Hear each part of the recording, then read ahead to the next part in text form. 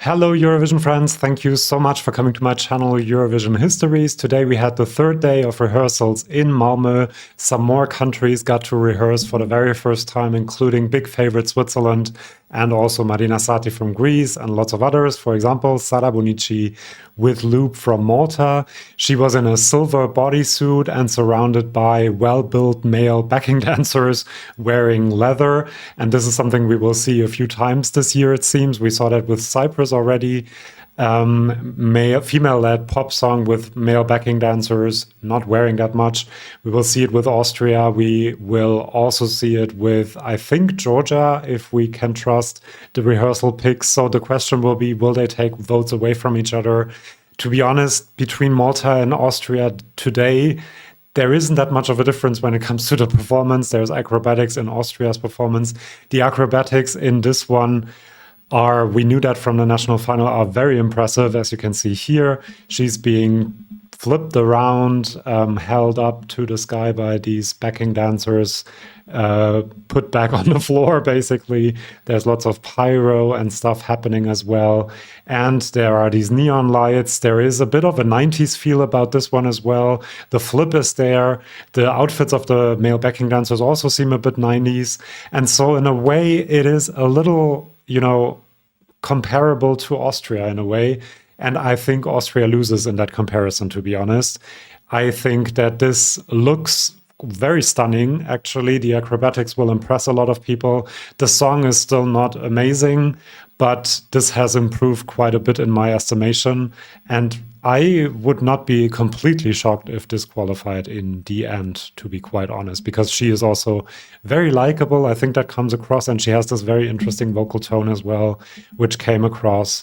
So yeah, well done, Malta. Then we have Besa representing Albania with Titan. This is the outfit. It looks a bit futuristic. She has the big shoulders. This seems to be a theme this year as well. Luna from Poland had them. I'm guessing that Joost Klein for the Netherlands will have them. Bluish outfit, as I said, quite futuristic. And I have to say, out of all the outfits at Festivali Kengish and the pre-parties we have seen her in, this is the one I kind of like the least, to be quite honest. There is a bit of play. You see that in the very short TikTok clip. By the way, this is, of course, only based on a few photos and these very short TikTok clips, so don't take it too seriously. Please don't. It really just is based on that and just some first impressions. In the performance, in the clip, you see that they kind of play with the foreground and background a little bit. There's a dancer in the foreground while Besa is singing in the background. Which can look very cool, like there are a few layers in the performance. And she does sing well, we know that already. She does perform it well. There are a few more dancers coming in later on in the performance, it seems like. Blue staging with a blue outfit, blue lighting as well. Not sure whether the contrast will be enough. So I'm not over the moon with this one. Here you see the foreground, background a little bit more that I was talking about. This one is a great shot, however, with the beaming lights. She is in the middle and that dancer is in the front. I'm guessing we're going to get a very good camera shot from this. But as I said, I'm not 100% impressed. I think she could find a more impressive outfit, let's say it like that. Then we had Marina Satti with Sari. She's currently 7th or 8th in the odds. She's wearing something that is also a bit 90s inspired. She almost looks like she's going on a rave, like she's going to meet Kaleen and go on a rave.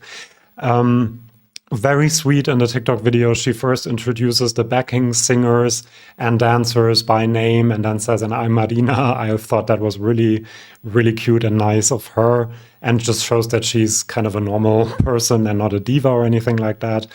They perform it really, really well. There are Greek elements to it. There is a circle dance, there's a line dance. You see her kind of crouched on the floor, as you can see here during the Bollywood beginning of the song. And you also see the one cameraman that has to do that one single camera shot that we heard about. Quite nerve-wracking for him, I'm guessing. But you also see the dancers in the background during that one camera shot doing a line dance, which looks traditional Greek. Let me know in the comments if it is.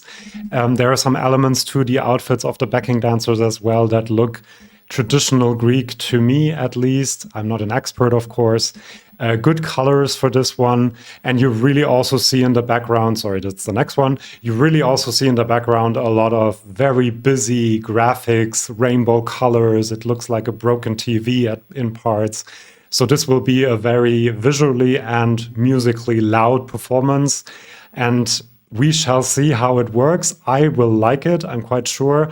I'm not sure how the casual viewer will react to the song, which is so chaotic already as a song. And then you have these very loud graphics in the background. It will be memorable, I'm sure.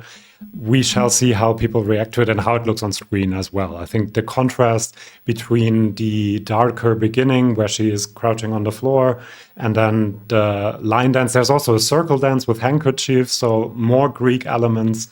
And I really love that she said in the video as well that she's excited to share the Greek language and Greek culture. And I love that. If you have been to this channel, you know how much I like that.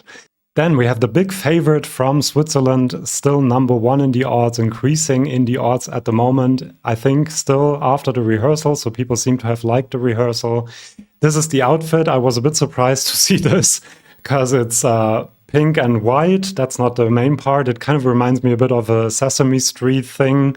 They are wearing Ugg boots as well. And I was a bit surprised because it looks a bit much to me, to be honest. But then you see the stage and you see that it's quite dark and there's this platform that is kind of the center of the whole performance. And then it makes sense to have an out there outfit to, you know, be the color in the performance and to have the focus on Nemo as well. And Nemo is doing incredible things in this performance. Vocally, of course, we knew this. But if you're a great vocalist, you can also do a lot of things when it comes to the performance. And Nemo's walking up that thing, that platform. Nemo is sliding down the platform. They are jumping off the platform. There are backing dancers, I'm guessing, as well. It's moving. So really kudos to Nemo for doing all of that and still sounding amazing vocally. And I do think we have to see this in the TV feed and see how it really looks on the TV, because from this video, you don't really get the camera angles and everything that will make this impressive. I also didn't like John Stier's, outfit for the Eurovision performance. And you know how that turned out. John Stier's came third. And so I am not worried for this one. It looks incredible. Look at this as well. Some really cool camera shots that you can do with this. And yeah, I think this is the favorite for a reason, especially the song, the vocals. But now you also have a pretty good staging. Look at this. It's a great, way to capture the feeling of the song as well. When Nemo's walking up the slope, it's the part of the song that in the video is in the train car and then sliding off it. Like all of these emotions that Nemo goes through in the song lyrically are reflected in the staging. And I think that's great. It kind of tells the story. So well done for that. Then we had Aiko with Pedestal for Czechia. Kind of a smart move that she is standing quite statically, and a lot of the choreo and the things happening around her are done by the backing dancers. At least in that very short clip we saw on TikTok, it sounded quite good, to be honest. She is wearing a quite conservative from the waist down pants, and from the waist up it's quite revealing. Interesting choice. I think it's a bit too revealing actually in some parts. But there are acrobatics as well. They are lifting her up, but it's mostly them doing the work and letting her focus on the vocals, which I think is very smart and a good thing to do. The energy is there. I'm kind of waiting to see also this fight scene that is now part of the song.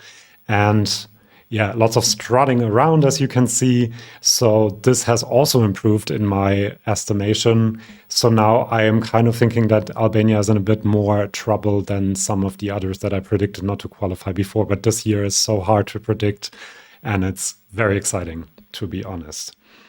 Then we had Kaleen and We Will Ray for Austria. And I think you can kind of already see why I'm comparing it to Malta. You have a silver bodysuit that the leading lady is in, and then she's surrounded by male backing dancers wearing dark clothing, leather actually, and well-built backing dancers as well. So it is quite similar, I have to say, and I'm thinking that it might hurt both of them a little bit because people might not be able to distinguish them that much, to be honest. The song here is a bit better, nostalgic 90s feel.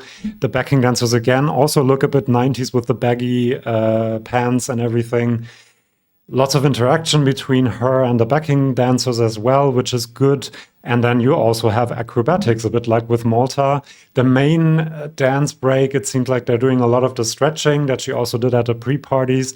But then there's this moment, the most dramatic moment of the song, where there will also be some quite impressive acrobatics to be seen. So I don't know how between Malta and Austria this will turn out to be, whether people will vote for both if they like this kind of thing, or whether they will vote for one of them or for neither of them. I don't honestly know. She sounded quite good, to be honest, and quite happy to be there. But I'm a bit worried, to be honest. Then we had Saba and sand, and she has sand running through her fingers, like in the lyrics. I think that this could quite easily work quite well with the casual viewer. I personally think this is way too literal, and I don't really like that as much. In the video, you also see that there's a clone of her in the graphics behind her, and she does these movements with the shoulders, and then sand falls off the graphic in the background. This can look quite amazing, but if you have a song called Sand, and then you have all of this sand imagery in the background, to me, that's a bit too much, to be honest. And there's a sandstorm. Everything is about sand. However, she looks great. She sounds great as well. It is the same outfit as in the Danish national final, I do think. And then there's this red laser thing that will have a role, I guess. We don't really see it in the video yet. Great, great lighting. I have to say, amazing lighting. Look at this. It looks like a spaceship almost. Really, really good. Beam me up kind of thing. And then you also have the lighting from the Danish national final. This looks quite similar in a way. And they also use the cubes quite well. Look at this sand imagery. It looks a bit Dune kind of thing. And yeah, I'm just not sure whether I like that. I think for the casual viewer, it helps underlining what the song is about in a way, even though the song itself isn't really about sand. But anyway, good rehearsal for the lighting, and it looks really impressive. So well done for that. Then last but not least, we have Armenia, Ladaniva, and Aiko.